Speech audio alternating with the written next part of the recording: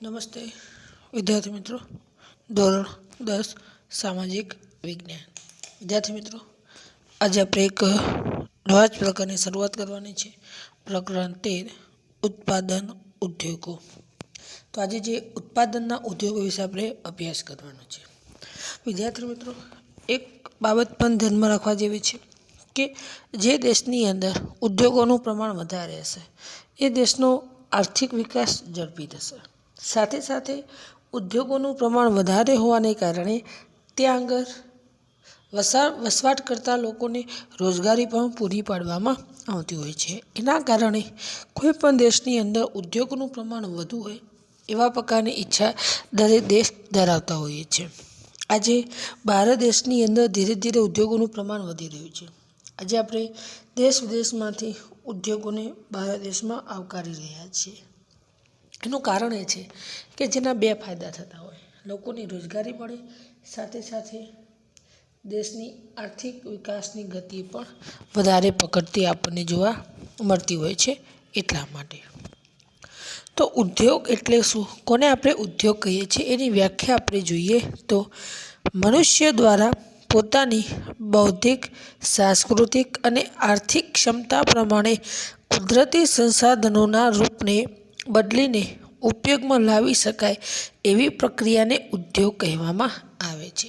તો વિદ્યાર્થી મિત્રો, આ એક ગુણમાં વ્યાખ્યા પૂછાય કે ઉદ્યોગ એટલે શું, તો વિદ્યાર્થી મિત્રો, જે મનુષ્ય જે છે પોતાની બૌદ્ધિક ક્ષમતા એટલે કે પોતાની બુદ્ધિ એટલે કે આવડત, સાંસ્કૃતિક અને આર્થિક ક્ષમતાના આધારે જે કુદરતી સંસાધનો એટલે કે જે કુદરત દ્વારા જે ચીજવસ્તુ પ્રાપ્ત થઈ છે એના રૂપને બદલી નાખે અને ઉપયોગમાં લઈ શકાય એવી ચીજવસ્તુને આપણે ઉદ્યોગ તરીકે આપણે ઓળખતા હોઈએ છીએ।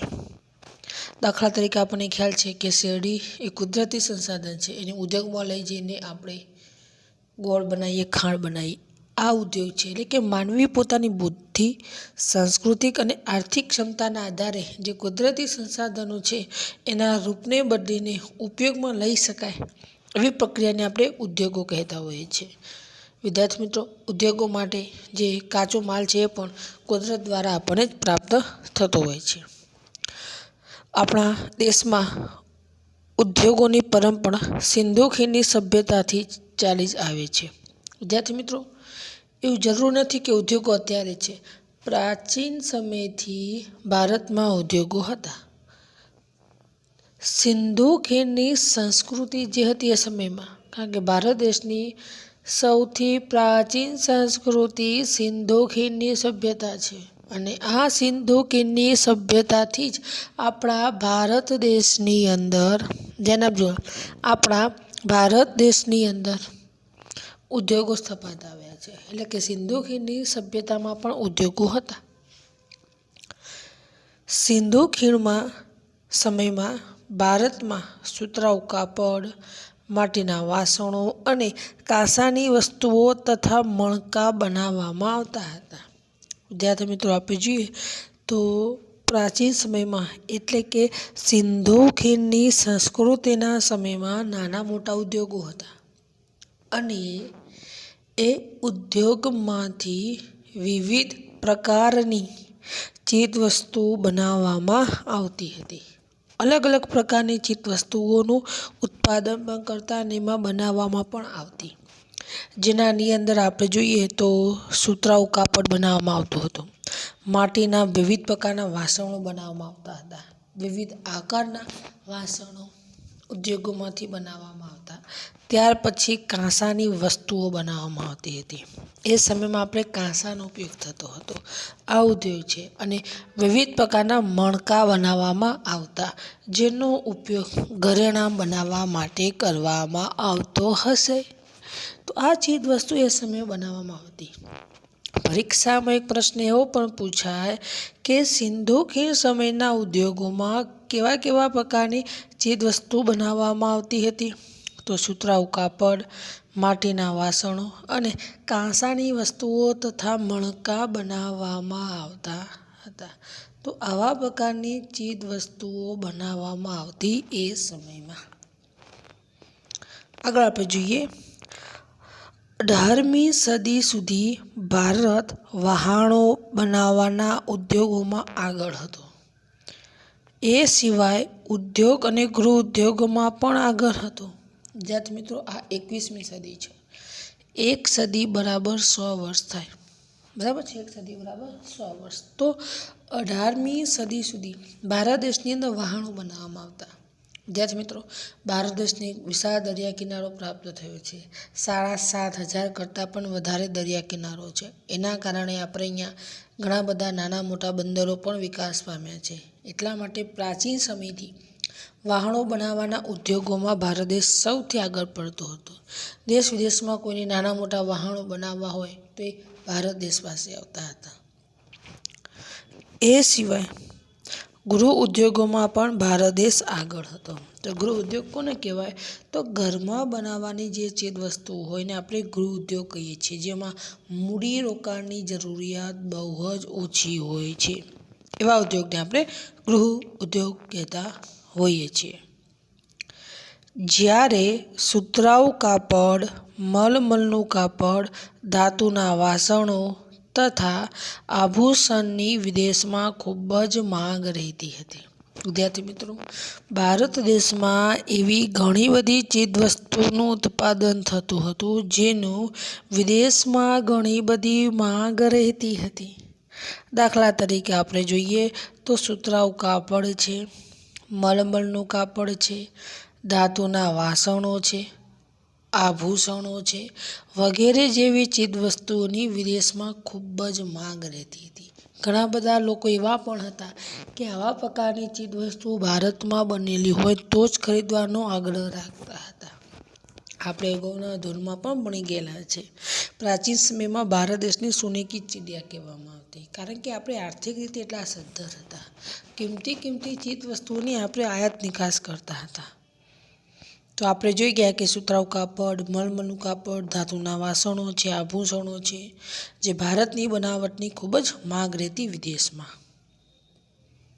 આગળ આપણે જોઈએ તો યુરોપમાં જ્યારે ઔદ્યોગિક ક્રાંતિની શરૂઆત સાથે અંગ્રેજોએ ભારતમાંથી કાચો માલ ખાસ કરીને કપાસ લઈ જતા. વિદ્યાર્થી મિત્રો, જ્યારે ઔદ્યોગિક ક્રાંતિ સ્થપાઈ યુરોપમાં, યુરોપમાં ઔદ્યોગિક ક્રાંતિ, આપણે પ્રશ્ન થાય કે ઔદ્યોગિક ક્રાંતિ એટલે શું? તો ઔદ્યોગિક ક્રાંતિ એટલે કે નવા ઉદ્યોગોનું સંશોધન થયું. નાના મોટા ઉદ્યોગો વિકાસ પામ્યા, જેને આપણે ઔદ્યોગિક ક્રાંતિ કહીએ છીએ. અને આ ઔદ્યોગિક ક્રાંતિની શરૂઆત યુરોપ ખંડમાં થઈ હતી. એક આ ખાલી જગ્યામાં યાદ રાખવાનું છે. નાનું પરીક્ષામાં પૂછી નાખતા હોય છે કે ઔદ્યોગિક ક્રાંતિ કયા ખંડમાં થઈ હતી? યુરોપમાં. તો એ સમયમાં અંગ્રેજોએ ભારતમાંથી ઘણો બધો કાચો માલ આપણા દેશમાંથી ખરીદીને પોતાના દેશમાં લઈ ગયા. એમાંય ખાસ કરીને કપાસ ભારત દેશમાંથી લઈ ગયા અને પોતાના દેશના ઉદ્યોગોમાંથી સુતરાઉ કાપડ બનાવીને ઊંચી કિંમતે વેચતા. અને એ સમયમાં આપણા ભારત દેશની અંદર અંગ્રેજોનું શાસન સ્થપાઈ ગયું હતું. આગળના પ્રશ્ન તરફ આગળ વધીએ. ઉદ્યોગોનું મહત્ત્વ. વિદ્યાર્થી મિત્રો, જે 3 ગુણમાં પરીક્ષામાં પૂછાઈ શકે છે. બરાબર છે. તો આપણે જોઈએ ઉદ્યોગોનું મહત્ત્વ જણાવવું. સ્વાભાવિક રીતે વિદ્યાર્થી મિત્રો, આપણે બધા જાણીએ છીએ કે જે ઉદ્યોગો જે છે એનું મહત્ત્વ શું છે. કારણ કે ઉદ્યોગોના આધારે જ કોઈ પણ દેશનો આર્થિક વિકાસ આંકી શકાય છે. તો જોઈએ આપણે ઉદ્યોગોનું મહત્ત્વ. આજે દરેક રાષ્ટ્રની પ્રગતિ ઉદ્યોગોના વિકાસ પર જ છે. વિદ્યાર્થી મિત્રો, કોઈ પણ દેશ હોય, વિશ્વનો કોઈ પણ દેશ હોય, એનો આર્થિક વિકાસ ઉદ્યોગો પર જ રહેલી છે. જે દેશમાં ઉદ્યોગોનું પ્રમાણ વધારે હોય એ દેશનો આર્થિક વિકાસ વધારે થતો હોય છે. એટલા માટે કોઈ પણ રાષ્ટ્ર હોય એની પ્રગતિ ઉદ્યોગોના વિકાસ પર હોય છે. ઔદ્યોગિક વિકાસ વિના આર્થિક વિકાસ સાધી શકાતો નથી. વિદ્યાર્થી મિત્રો, આ બાબત પણ જાણવા જેવી છે કે ઔદ્યોગિક વિકાસ વિના આર્થિક વિકાસ સાધી શકાતો નથી. જો કોઈ દેશને પોતાનો આર્થિક વિકાસ સાધવો હશે તો ત્યાં આગળ ઉદ્યોગોનો વિકાસ થવો જરૂરી છે. કારણ કે ઉદ્યોગોના વિકાસ સિવાય કોઈ પણ દેશનો આર્થિક વિકાસ શક્ય નથી. એટલા માટે આપણે આ બાબત પણ ધ્યાનમાં રાખવા જેવી છે. ઔદ્યોગિક વિકાસથી દેશની અર્થવ્યવસ્થા ઘણી મજબૂત બને છે. વિદ્યાર્થી મિત્રો, કોઈ પણ દેશ હોય એ દેશની અંદર ઔદ્યોગિક વિકાસ થશે તો એ દેશની અર્થવ્યવસ્થા ઘણી મજબૂત બનશે. વિદ્યાર્થી મિત્રો, જ્યારે ભારત દેશમાં અંગ્રેજોનું શાસન હતું એ સમયમાં અંગ્રેજોએ જે કામ કર્યું એના કારણે ભારત દેશની અર્થવ્યવસ્થા ખોરવાઈ ગઈ હતી. આઝાદી પછી ધીરે ધીરે ભારત દેશની અર્થવ્યવસ્થા ધીરે ધીરે વિકાસ પામી છે. દાખલા તરીકે આપણે જોઈએ તો USA, રશિયા, જાપાન, દક્ષિણ કોરિયા વગેરે દેશો ઔદ્યોગિક વિકાસ સાધીને સમૃદ્ધ અને વિકસિત દેશ બન્યો છે. વિદ્યાર્થી મિત્રો, તો ઔદ્યોગિક વિકાસ એ અર્થવ્યવસ્થાના મજબૂત કરવાનો એક પાયો કહી શકીએ છીએ.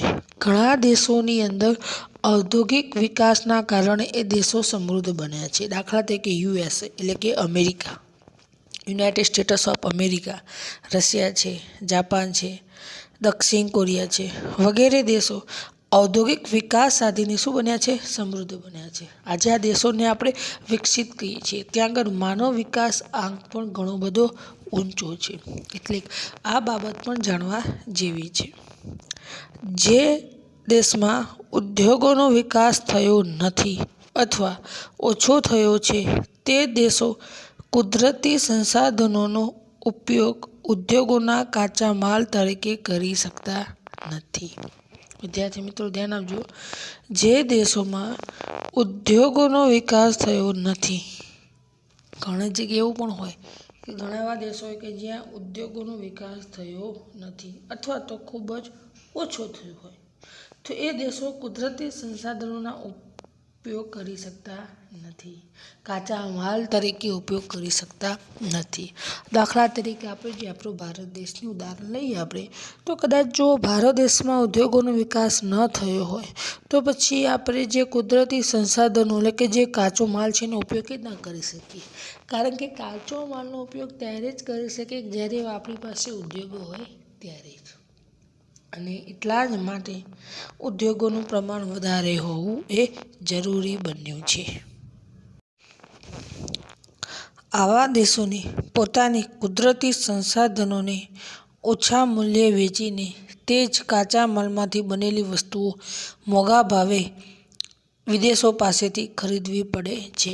તો વિદ્યાર્થી મિત્રો, આપણે જોઈ ગયા કે જે દેશોની અંદર ઉદ્યોગોનું પ્રમાણ બિલકુલ ઓછું છે એ દેશો કુદરતી સંસાધનો એટલે કે કાચો માલનો ઉપયોગ કરી શકતા નથી, કારણ કે ત્યાં ઉદ્યોગો ઓછા છે.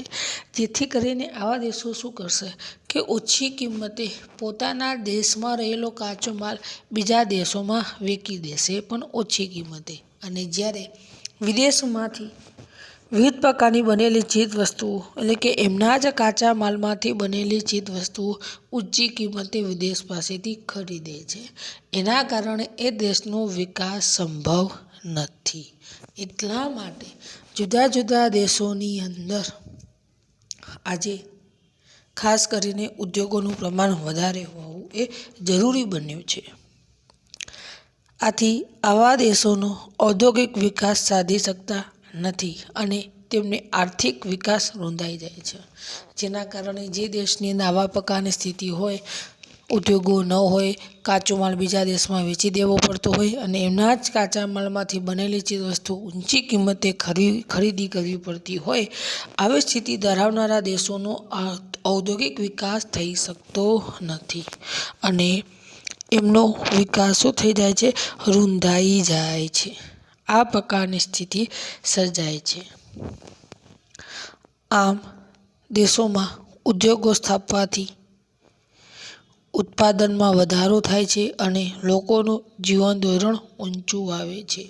તો આમ વિદ્યાર્થી મિત્રો, એક બાબત છે કે જે દેશની અંદર ઉદ્યોગોનું પ્રમાણ વધે, નવા ઉદ્યોગો સ્થપાશે તો ઉત્પાદનમાં વધારો થશે અને ઉત્પાદનમાં વધારો થશે જેને કારણે લોકોના જીવન ધોરણ પણ કેવું આવશે?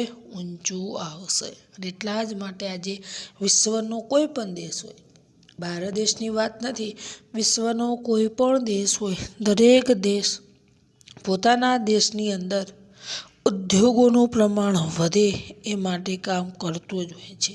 દરેક દેશને ખબર છે કે પોતાના દેશમાં ઉદ્યોગો વધારે હશે તો દેશની અંદર ઉત્પાદનનું પ્રમાણ વધશે, લોકોને રોજગારી મળશે અને જેના કારણે લોકોનું જીવન ધોરણ ઊંચું આવશે. તમે અમેરિકા જાઓ તો લોકોને કામ એટલે કામ જ હોય છે, કોઈ ફ્રી નથી બેસી રહેશે. ત્યાં ઉદ્યોગોનું પ્રમાણ વધારે છે. એના કારણે દેશ આટલો બધો આગળ પડતો હોય છે. જ્યારે ભારત દેશની અંદર આપણે ભણી ગયા કે ગરીબી અને બેરોજગારીનું પ્રમાણ વધારે છે, આ ઉદ્યોગોનું પ્રમાણ ઓછું હોવાના કારણે આવા પ્રકારની સ્થિતિ સર્જાઈ છે. ઉદ્યોગોમાં કામ કરતા લોકોનું તકનીકી જ્ઞાન વધે છે. વિદ્યાર્થી મિત્રો, બીજો ફાયદો એ થાય કે દેશમાં ઉદ્યોગોનું પ્રમાણ વધારે હશે તો, ધ્યાન આપો, ઉદ્યોગોનું પ્રમાણ વધારે હશે તો જે લોકો જે છે એ લોકોનું તકનીકી જ્ઞાન વધશે, એટલે કે ટેકનોલોજીનું જે જ્ઞાન છે એ જ્ઞાન શું થશે? વધશે. લોકો અનવી ટેકનોલોજીથી વાફેક બનશે અને એટલા જ માટે તકનીકી જ્ઞાન વધતું આપણને જોવા મળી રહ્યું છે. તો લોકો અવનવા ઉદ્યોગોના ટેકનિકલની માહિતી પ્રાપ્ત થશે. આ સિવાય ઉત્પાદન ક્ષમતા, આવક અને ખરીદ શક્તિ પણ વધશે. આ થવાથી રાષ્ટ્રનો આર્થિક વિકાસ થાય છે. વિદ્યાર્થી મિત્રો, ઉદ્યોગોનું પ્રમાણ વધશે ત્યાં આગળ કામ કરતા લોકોનું તકનીકી જ્ઞાન વધશે, સાથે સાથે ઉત્પાદન ક્ષમતા વધશે. ઉત્પાદન ક્ષમતા વધશે તો લોકોની આવક વધશે. લોકોની આવક વધે તો એ લોકો વધુમાં વધુ ખરીદી કરશે, જેના કારણે ખરીદી શક્તિ પણ વધશે અને જેના કારણે રાષ્ટ્રનો આર્થિક વિકાસ કેવો થશે? ઝડપી થશે. હંમેશા એક વસ્તુ યાદ રાખવાની છે કે લોકોને રોજગારી મળશે તો લોકોની આવક વધશે. લોકોની આવક વધશે તો લોકોની ખરીદી શક્તિ વધશે. કેમ? કારણ કે જો આપણી સારી આવક હશે તો આપણે વધુમાં વધુ કંઈક નાની મોટી ચીજ વસ્તુની આપણે ખરીદી કરવાના જ છીએ અને ખરીદી શક્તિ વધશે, જેના કારણે એ રાષ્ટ્રનો આર્થિક વિકાસ પણ વધશે. ભારતમાં રાષ્ટ્રીય ઉત્પાદનના ઉદ્યોગોનો ફાળો લગભગ 29% જેટલો છે, જે ઉદ્યોગોનું મહત્ત્વ દર્શાવે છે. તો વિદ્યાર્થી મિત્રો, ભારત દેશને પણ ખ્યાલ આવી ગયો કે આપણા દેશ માટે જે ઉદ્યોગો એ કેટલા મહત્ત્વના છે અને એટલા જ માટે ભારત દેશનું જે રાષ્ટ્રીય જે કુલ ઉત્પાદન છે એ કુલ ઉત્પાદનમાં ઉદ્યોગોનો ફાળો 29% છે. કેટલા ટકા છે? 29%, જે આપણા ભારત દેશમાં ઉદ્યોગોનું મહત્ત્વ દર્શાવે છે. વિદ્યાર્થી મિત્રો, પરીક્ષામાં 1 ગુણમાં પ્રશ્ન પૂછાતો હોય છે, એટલે આપણે યાદ રાખવાનું છે કે ભારતમાં રાષ્ટ્રીય ઉત્પાદનમાં ઉદ્યોગોનો ફાળો કુલ ખાલી જગ્યા છે તો કુલ કેટલા ટકા છે? 29% છે. એટલે આ બાબત આપણે ખાલી જગ્યામાં યાદ રાખવાની છે કે 29% ફાળો ઉદ્યોગોનો છે. આગળ આપણે જોઈએ, બ્રિટિશ શાસનની નીતિએ ભારતના ઔદ્યોગિક ઢાંચાની કમર તોડી નાખી હતી. વિદ્યાર્થી મિત્રો, જ્યારે ભારત દેશમાં અંગ્રેજોનું શાસન હતું એ સમયે એમણે ભારત દેશના ઉદ્યોગોને ભારે નુકસાન પહોંચાડ્યું, કારણ કે ભારત દેશમાંથી જે કાચો માલ છે એ ભારતમાંથી ખરીદીને પોતાના દેશમાં લઈ જતા હતા, જેના કારણે ભારતને ભારે નુકસાન થયું હતું. આમ ભારતમાં આધુનિક પદ્ધતિએ ઉદ્યોગોની સ્થાપના થઈ શકી નહીં. તો વિદ્યાર્થી મિત્રો, જે રીતે બ્રિટિશ સરકારે ભારત દેશના ઔદ્યોગિક ઉદ્યોગોનો વિકાસ કરવામાં આવ્યો નહીં, એના કારણે ભારત દેશમાં આધુનિક પદ્ધતિના ઉદ્યોગોની સ્થાપના થઈ શકી જ નહીં. કારણ કે અંગ્રેજો હંમેશા ભારત જેવા દેશોનું શોષણ જ કરવા ઈચ્છતા હતા અને એના જ કારણે આપણા દેશનું જોઈએ એટલા પ્રમાણે વિકાસ સાધી શકાયો નહીં. 1853માં ચારકોલ આધારિત પ્રથમ લોહ ગારણ ઔદ્યોગિક એકમ સ્થાપવામાં આવ્યું, પણ તે નિષ્ફળ રહ્યું. વિદ્યાર્થી મિત્રો, ભારત દેશમાં અંગ્રેજોના શાસન સમયે ઘણા બધા ઉદ્યોગો સ્થાપવાનો પ્રયત્ન કરવામાં આવ્યો હતો. ખાસ કરીને 1853માં સૌપ્રથમ ઉદ્યોગ સ્થાપવાનો પ્રયત્ન કર્યો. 1853માં ચારકોલ આધારિત પ્રથમ લોહ ગારણ એટલે કે જે લોખંડ છે એનું ગારણ કરવું જરૂરી છે. લોખંડનું ગારણ કરીને પછી જ એમાંથી વિવિધ પ્રકારનું શુદ્ધ લોખંડ પ્રાપ્ત થાય છે. આનો ઉદ્યોગ બનાવવાનો પ્રયત્ન કર્યો, પણ એમાં આપણો ભારત દેશ સફળ થયો નહીં. એટલે કે એમાં આપણો ભારત દેશ શું નીવડ્યો? નિષ્ફળ નીવડ્યો હતો. આમ સૌ પ્રથમ સફળ પ્રયત્ન 1854માં સુતરાઉ કાપડ ઉદ્યોગ સ્થાપવામાં આવ્યો, અને ત્યાર પછી સૌથી પહેલો ઉદ્યોગ સ્થાપવામાં આપણે સફળ થયા 1854માં. ધ્યાન આપજો, 1854માં આપણે સૌથી પહેલાં સુતરાઉ કાપડનો ઉદ્યોગ સ્થાપ્યો, જે આપણા ભારત દેશની પ્રથમ સફળતા આપણે કહી શકીએ છીએ. તો વિદ્યાર્થી મિત્રો, આપણે અહીંયા પ્રથમ સફળતા સુતરાઉ કાપડ. પરીક્ષામાં પ્રશ્ન પૂછાય કે સૌથી પહેલો કયો ઉદ્યોગ સ્થાપ્યો જેમાં આપણને સફળતા મળી? તો 1854માં સુતરાઉ કાપડ ઉદ્યોગ સ્થાપવામાં આવ્યો, જેમાં આપણને સફળતા પ્રાપ્ત થઈ. ત્યારબાદ 1855માં કોલકાતા નજીક રીસરામાં શણનું કારખાનું સ્થાપ્યું. તો 1854 બાદ એટલે કે એકાદ વર્ષ બાદ 1855માં કઈ સાલમાં? 1855માં કોલકાતા નજીક રીસરામાં, યાદ રાખજો કઈ જગ્યાએ? રીસરામાં શણનું કારખાનું સ્થાપવામાં આવ્યું. તો આમ ધીરે ધીરે ભારત દેશમાં પણ ધીરે ધીરે નવા ઉદ્યોગો ધીરે ધીરે સ્થાપવામાં શરૂઆત થઈ અંગ્રેજોના શાસન સમયમાં. ઈસવીસન 1874માં કુલ્ટીમાં કાચું લોખંડ એટલે કે લોહ અયસ્ક બનાવવાનું કારખાનું સ્થપાયું, જે કેટલાક વર્ષ પછી બંધ પડ્યું. જે સમય જતાં 1881માં પુનઃ શરૂ પણ થયું. વિદ્યાર્થી મિત્રો, આપણે જોઈ ગયા કે જે રીતે રીસરામાં શણનું કારખાનું સ્થાપ્યું, ત્યારબાદ 1874માં યાદ રાખજો 1874માં કુલ્ટીમાં કાચું લોખંડ બનાવવાનું કારખાનું નખાયું 1874માં. પણ કેટલાક વર્ષો બાદ આ કારખાનું પાછું બંધ થઈ ગયું, અને ફરીથી પાછું 1881માં આ ઉદ્યોગ ફરીથી પાછો શું થયો? શરૂઆત થયો. તો આમ ધીરે ધીરે આપણે ભલે નિષ્ફળતા મળે, પણ નિષ્ફળતામાંથી પણ ધીરે ધીરે આપણે ઉદ્યોગો બનાવવાનું ચાલુ રાખ્યું. જે રીતે કુલ્ટીમાં કાચું લોખંડ બનાવવાનું કારખાનું શરૂ થયું, અને ત્યાર પછી ધીરે ધીરે સમય જતાં બંધ થયું, પાછું 1881માં આપણે ફરીથી પાછું શરૂ પણ કરી દીધું હતું. 1907માં જમશેદપુરમાં ટાટા લોખંડ પોલાદની કંપની સ્થાપવાથી ઔદ્યોગિક વિકાસની નવી દિશા પ્રાપ્ત થઈ. વિદ્યાર્થી મિત્રો, 1907માં જે જમશેદપુર જે છે ત્યાં આગળ ટાટા લોખંડ પોલાદની કંપની સ્થાપી. ધ્યાન આપજો, ટાટા લોખંડ પોલાદની કંપની સ્થાપી, અને એના જ કારણે ભારત દેશના ઔદ્યોગિક વિકાસની નવી દિશા પ્રાપ્ત થઈ. આજે તો ભારત દેશની જે ટાટા કંપની એ સૌથી મહત્ત્વની કહેવામાં આવી રહી છે. ઘણી બધી ચીજ વસ્તુઓ બનાવવામાં આવે છે. આપણા ઘરમાં નાનામાં નાની એવી વસ્તુઓ છે જે ટાટા કંપનીની તો હશે જ. તો 1907માં જમશેદપુરમાં ટાટા લોખંડ પોલાદની કંપની સ્થાપી, અને એને એટલો બધો વિકાસ કર્યો જેના કારણે ભારત દેશના ઔદ્યોગિક વિકાસને નવી દિશા શું થઈ? પ્રાપ્ત થઈ. અને આમ ધીરે ધીરે ભારત દેશોમાં ઉદ્યોગો સ્થપાતા ગયા, અને આઝાદી બાદ ભારતમાં નવા ઉદ્યોગો સ્થાપવાની ગતિએ વેગ પકડ્યો. તો આમ ધીરે ધીરે ભારત દેશમાં અવનવા ઉદ્યોગો સ્થપાતા ગયા, અને આઝાદી પછી તો ભારત દેશમાં અવનવા ઉદ્યોગો સ્થાપવાની ગતિએ શું પડ્યો?